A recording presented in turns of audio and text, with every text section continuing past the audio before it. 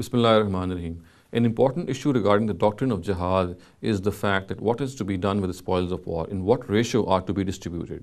Our jurists believe that at all costs a Muslim government or a Muslim state is bound to distribute 4 out of 5, the 4/5 of the war booty that they gain in a war amongst the soldiers, and they can only capture, or they can only have 1/5 of the war booty. In other words, the Muslim state can only acquire 1/5 of the war booty for itself. Now, if we study this whole issue in the light of the Quran, it becomes evident that the wars which were fought in the times of the last messenger of God, in which this directive was given, had a very specific connotation. They related to those wars which the Almighty actually, through which wars the Almighty punishes people who deliberately deny the truth. In other words, it relates to the Sunnatullah, which is specifically meant for the prophets of God, and in this case, of course, the last prophet of God.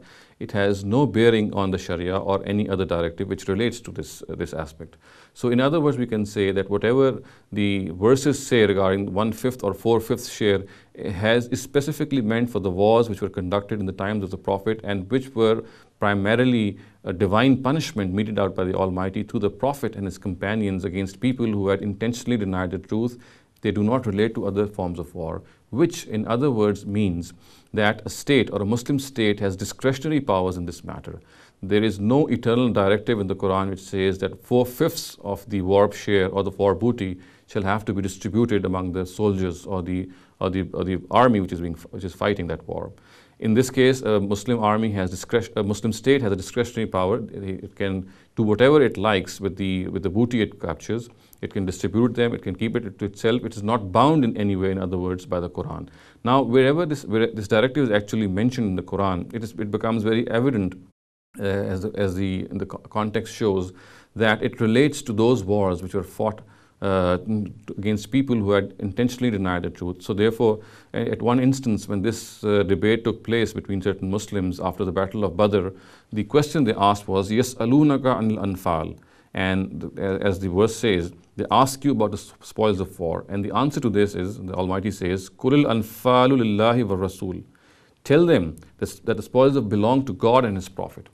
And a little later in the same surah, in Surah Anfal, it is said that 1/5 of whatever they gain belongs to God and His Prophet, and the remaining 4/5 will be distributed amongst the army.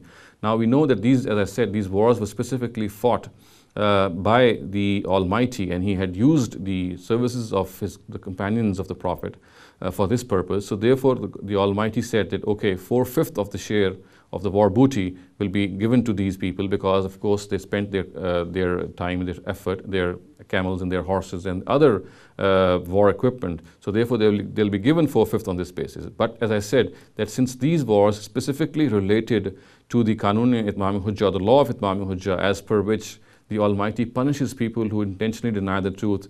So therefore, whatever is mentioned relating to war booty and regarding them relates to these wars specifically. It has no bearing on any other jihad. Since after the departure of the Prophet, the only jihad today which can be waged is the one against oppression, injustice and persecution.